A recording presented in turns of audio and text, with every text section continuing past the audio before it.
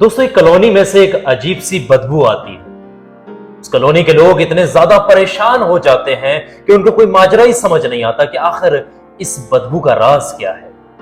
एक घर के अंदर से बहुत ज्यादा बदबू निकल रही होती है।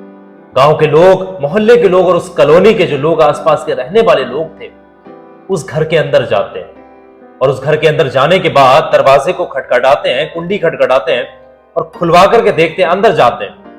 लेकिन अंदर जाने के बाद कोई भी चीज उनको नहीं मिलती है। अंदर देखने के बाद उनको पता यह चलता है, देखने में यह दिखता है कि उस घर के अंदर बहुत ज्यादा अगरबत्तियां जल रही हैं, खुशबू वाली चीजें, धूप बत्तियां जल रही हैं और उस घर के अंदर भजन कीर्तन इस तरीके की चीजें बजाई जा रही हैं जोर जोर से, यानी तेज आवाज में। जितने भी मोहल्ले के बस्ती के लोग उस घर के पास जाते, बदबू की वजह से उस घर को खुलवाने की कोशिश करते, लेकिन जब अंदर पहुंचते तो कोई माजरा समझ नहीं आता। सारे लोग वहां से वापस लौटते चले आ रहे थे। लेकिन दोस्तों, इस कहानी को समझना इतना आसान नहीं था।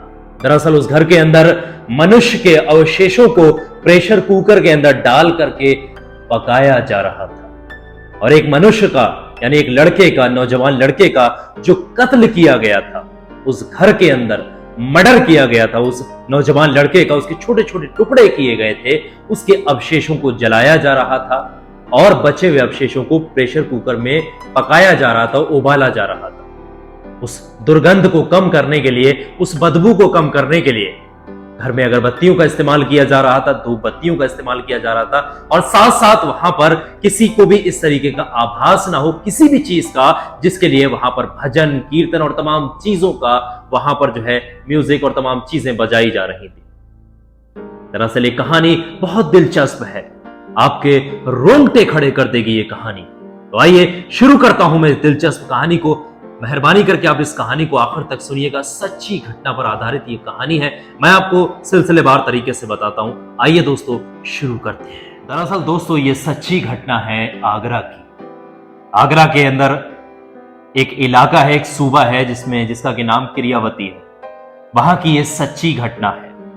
एक लड़का जिसका नाम धर्मेंद्र था, तहसील में कंप्यूटर ऑपरेटर का काम किया करता था। पास की ही तहसील में कंप्यूटर ऑपरेटर का काम किया करता। वो रोजाना अपने वाहन की मदद से तहसील जाया करता था और रोजाना घर वापस आया करता था। एक दिन वो तहसील से अपना काम करके वापस घर लौट रहा था तो उसने देखा एक ललित नाम का उसका मित्र, एक ललित नाम का उसका दोस्त रास्ता में खड़ा हुआ है। जब धर्मेंद्र ने उसको देखा कि ललित रास्ता में खड़ा हुआ है तो धर्मेंद्र ने ललित से पूछा कि तुम रास्ता में कैसे खड़े हो, क्या वजह? तो ललित ने बताया, धर्मेंद्र यार मेरा पर्स चोरी हो गया है, मेरे पास पैसे नहीं है घर जाने के लिए, अब कोई ऐसा तरीका भी नहीं है, मैं घर कैसे जाऊं, इस वजह से यहां परेशान खड़ा हूं। तब धर्मेंद्र ने कहा, मित्र परेशान मत हो, परेशान होने की जरूरत नहीं, मेरे पास पैसे हैं, चाहो तो तुम इन पैसों की मदद से बस पर बैठ करके घर जाइएगा और अगर आपको गवारा हो तो मैं आपको, क्योंकि मैं भी उधरी से निकलता हूं, मैं भी आपको घर छोड़ सकता हूं। ये बात बोली तो वो जो ललित था वो राजी हो जाता है और ललित को धर्मेंद्र अपनी वाहन के पीछे, गाड़ी के पीछे बैठालता है और बैठालने के बाद उसको ले जाता है, यानी उसको घर छोड़ने के लिए ले जाता है। दरअसल दोस्तों, जो ललित नाम का उसका मित्र था वो शाहगंज एक जगह है, शाहगंज एक इलाका है जहां पर पिंक सिटी में शाहगंज एक इलाका पड़ता है। ये सब जो आगरा है वहां की ही आसपास की लोकेशंस है, वहां का वो निवासी था। जैसे ही गाड़ी वहां पहुंचती है, वाहन वहां पहुंचता है तो धर्मेंद्र ललित को उसके दरवाजे पर छोड़ देता है और कहता है कि अब आप घर में जा सकते हैं, मुझे आगे अपने घर जाना, मैं चलता हूं। ये बात जैसे ही बोली तब ललित उससे बोलता है कि यार तुमने मुझे यहां तक छोड़ा है यार तुमने मुझे अगर यहां तक छोड़ा है तो क्यों ना घर में चलिएगा, एक कप कॉफी ही क्यों ना हो जाए, ठंड का मौसम था, एक कप कॉफी क्यों ना हो जाए। ये बात उसने बोली, बोलने के बाद धर्मेंद्र, मित्र तो था ही उसका, वो अचानक से उसके घर चला जाता है और अपनी मां को जब बोलता है, ललित अपनी मां को बोलता है कि मां 2 कप कॉफी बना के लाइए जरा जल्दी से, गर्मा गर्म। ललित की मां फटाफट से जाती है और 2 कप कॉफी लेकर के आती है। जब ललित की मां 2 कप कॉफी लेकर के आती है एक ललित को और एक धर्मेंद्र को दी जाती है। जब दोनों कॉफी को पी रहे होते हैं और जब दोनों कॉफी पी लेते हैं तो अचानक से धर्मेंद्र उस कॉफी को पी करके बेहोश हो जाता है। जैसे ही धर्मेंद्र बेहोश होता है तब ललित और उसकी मां दोनों मिलकर के उसको उसके हाथ पैर बांध देते हैं उस लड़के के, और उसके मुंह पर टेप लगा देते हैं। जब उसके मुंह पर टेप लगा देते हैं, टेप का साइज कुछ बड़ा होता है जिसकी वजह से टेप नाक तक पे लग जाता है। टेप का साइज बड़ा होने की वजह से टेप जो है नाक तक पे लग जाता है। यह घटना उस वक्त चली रही थी और एक उसका जो ललित का एक और दोस्त था, यानी तीसरा एक और दोस्त उसका था, वो भी उस घर में आ जाता है और इस घटनाक्रम को करने में, अंजाम देने में, ये पूरी साजिश को अंजाम देने में उनकी मदद करता है। यानी हाथ पैर बंधवाने में भी मदद करता है, उसको बेड के नीचे लिटलवाने में भी मदद करता है और टेप लगवाने में भी मदद करता है। यानी कि यहां पर मुजरिम इस वक्त 3 हो जाते हैं उस लड़के के साथ, एक तो मां और एक जो दूसरा लड़का ललित और तीसरा एक और उसका करीबी मित्र जो आता है। तीनों लोग मिलकर के उसके साथ ये वारदात यानी इस घटना को अंजाम दे देते हैं। धर्मेंद्र की लाश को बेड के नीचे डालने के बाद वो तीनों लोग प्लानिंग करने लगते हैं कि धर्मेंद्र के घर वालों से अब फिरौती कैसे ली जाए। दरअसल मामला यह था कि 50 लाख रुपए की फिरौती लेने की उनकी प्लानिंग थी। अब वो तीनों लोग मिलकर के ये प्लानिंग कर रहे थे कि धर्मेंद्र के घर वालों तक कैसे पहुंचा जाए, कैसे कांटेक्ट किया जाए और 50 लाख की फिरौती ली जाए। दरअसल ये मामला फिरौती के चक्कर में यानी पैसा लेने के चक्कर में किया गया, क्योंकि धर्मेंद्र एक संपन्न परिवार से था, एक अच्छे परिवार से ताल्लुक रखता।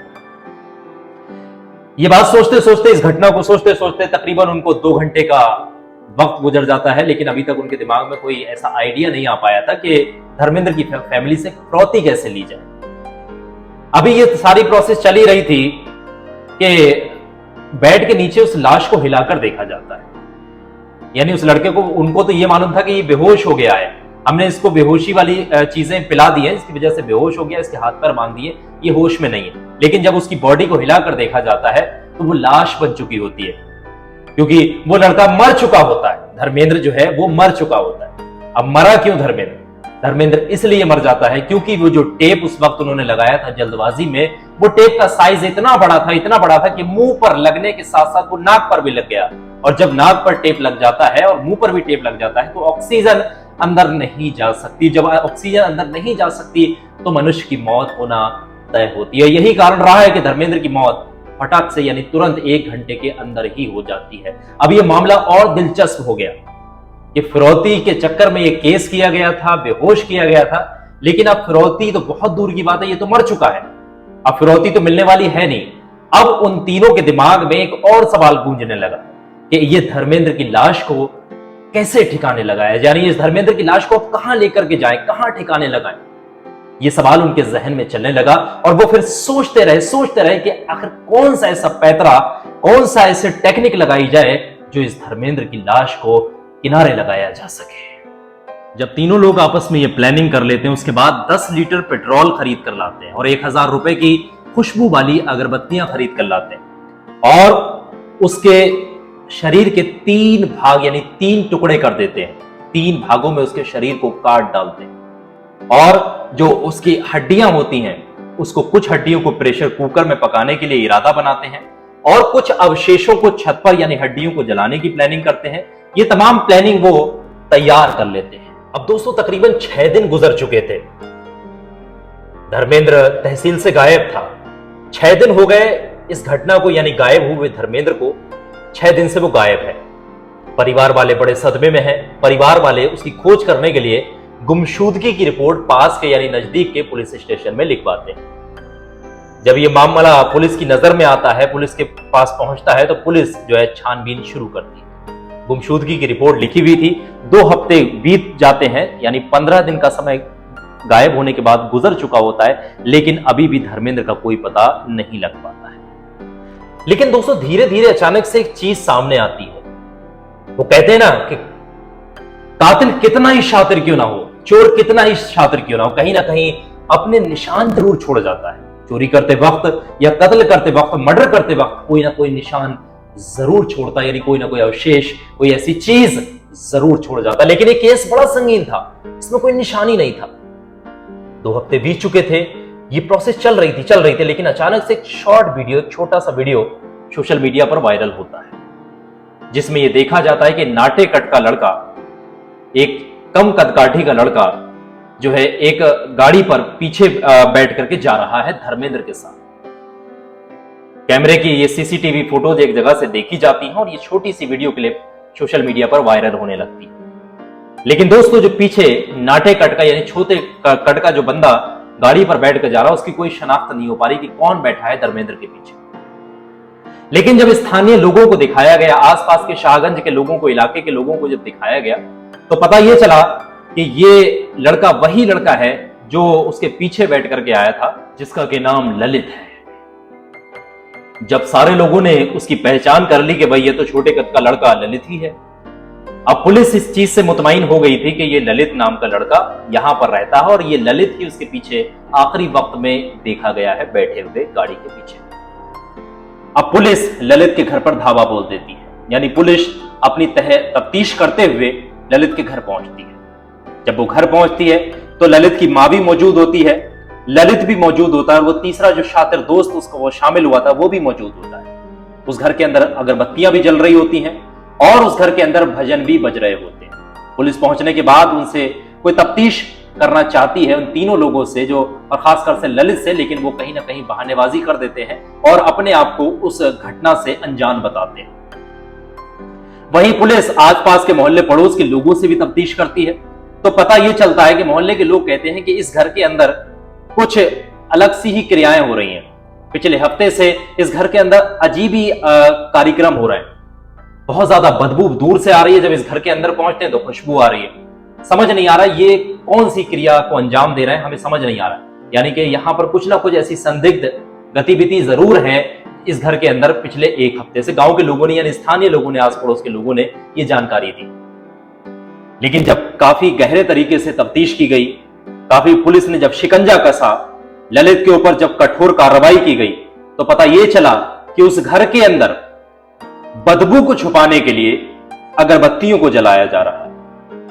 उस घर के अंदर जो धर्मेंद्र का कत्ल किया गया, 3 पार्टों में उसकी बॉडी को डिवाइड किया गया, उसके अवशेषों को, कुछ अवशेषों को छत पर जलाया जा रहा है और कुछ अवशेषों को प्रेशर कुकर में डाल करके उबाला जा रहा है। और वो दोस्त जो तीसरा उसमें शामिल हुआ था, वो अक्सर बाहर जाता था, आता था, बाहर जाता था, आता था, तो कुछ उसके शरीर के पार्ट को कपड़ों में बांध करके ले जाता और कहीं ना कहीं ठिकाने लगाने की कोशिश लगातार वो कुछ पिछले कई दिनों से कर रहा था। लेकिन दोस्तों, जब हफ्ता 2 हफ्ता किसी शरीर को कहीं पर पड़े हुए हो जाए तो वहां से दुर्गंध आना तय होता। यही वजह थी कि उस घर के अंदर से दुर्गंध आ रही थी और उस दुर्गंध को छुपाने के लिए उन तीनों लोगों ने अगरबत्ती और ये तमाम चीजें, प्रेशर कुकर, इन चीजों का प्रबंध किया और यही वजह से वो ये घटना को अंजाम दे रहे थे। दोस्तों, घटना तो पूरी खुल जाती है, यानी कहानी तो पूरी सामने आ जाती है, लेकिन एक सवाल है कि आखिर धर्मेंद्र के साथ ललित ने ऐसा क्यों किया? ललित को ये क्यों करना पड़ा, इतना बड़ा कदम क्यों उठाना पड़ा? दरअसल दोस्तों, मैंने आपको शुरुआत में बताया कि धर्मेंद्र एक संपन्न परिवार से था। ललित बहुत ज्यादा परेशान था, 20 लाख का कर्जा था उसके ऊपर बैंक का, उसकी नौकरी भी जा चुकी थी, बहुत ज्यादा परेशान चल रहा था। उसकी पत्नी ने भी उससे लड़ाई कर रखी थी और अपने मायके चली गई थी। पत्नी ने भी उसके ऊपर उल्टा मुकदमा कर रखा था। और जो ये रिश्ता था, यानी ललित का जो रिश्ता था, जहां जो शादी हुई थी ललित की बीवी से, जो बीवी है उसकी, जिससे क्या मुकदमा चल रहा था करंट टाइम में, नौकरी भी चली गई है, मुकदमा भी चल रहा है बीवी के साथ। दरअसल मामला यह था कि धर्मेंद्र के पिताजी ने ललित का रिश्ता वहां कराया था। अब ललित इस रिश्ते से नाखुश था, तो जब इस रिश्ते से वो नाखुश था तो कहीं ना कहीं उसने सोचा कि धर्मेंद्र से बदला लेने का ये सबसे अच्छा अवसर है। धर्मेंद्र से बदला लेने के लिए इससे बेहतरीन वक्त कभी नहीं मिलेगा, ये उसने सोच लिया और ये सोचते हुए इस घटना को अंजाम दे दिया। तो इसे घटना बड़ी दर्दनाक है। इस घटना को सुनने के बाद हमें लगता है कि अब रास्ता में किसी भी जो लोग मिलते हैं, लिफ्ट मांगते हैं, बैठने के लिए कहते हैं, कहीं ना कहीं उन पर विश्वास करना बड़ा मुश्किल सा हो गया है। दोस्तों, इस कहानी को सुनाने का मतलब किसी को परेशान करना नहीं, किसी की भावनाओं को ठेस पहुंचाना नहीं है, बल्कि आप लोगों को सतर्क करना है, आप लोगों को अलर्ट करना है। ये सच्ची घटना है दोस्तों, अनजान लोगों को कभी अपने वाहनों पर ना बैठा लें, बेवक्त कभी घर से बाहर ना निकले और किसी पर आंख बंद करके कभी भरोसा ना करें, क्योंकि ये कहानी आपकी आंखें खोल रही होगी। मुझे उम्मीद है ये कहानी आपको समझ में आई होगी। वीडियो अच्छी लगी है तो लाइक करिएगा और इस वीडियो को आगे जरूर शेयर करिए। कमेंट करके जरूर बताइएगा वीडियो कैसी लगी। वीडियो को देखने के लिए आप सभी का बहुत बहुत शुक्रिया। इसी तरीके की कहानियां मैं लेकर हाजिर होता रहूंगा, इसलिए इस चैनल को सब्सक्राइब कर लें और साथ में लगे बेल वाले आइकन या घंटे वाले बटन को भी दबा दें, ताकि मेरी वीडियो सबसे पहले आप तक पहुंच सके। बहुत बहुत शुक्रिया आप तमाम लोगों का इस वीडियो को यानी इस कहानी को आखिर तक देखने, सुनने और समझने।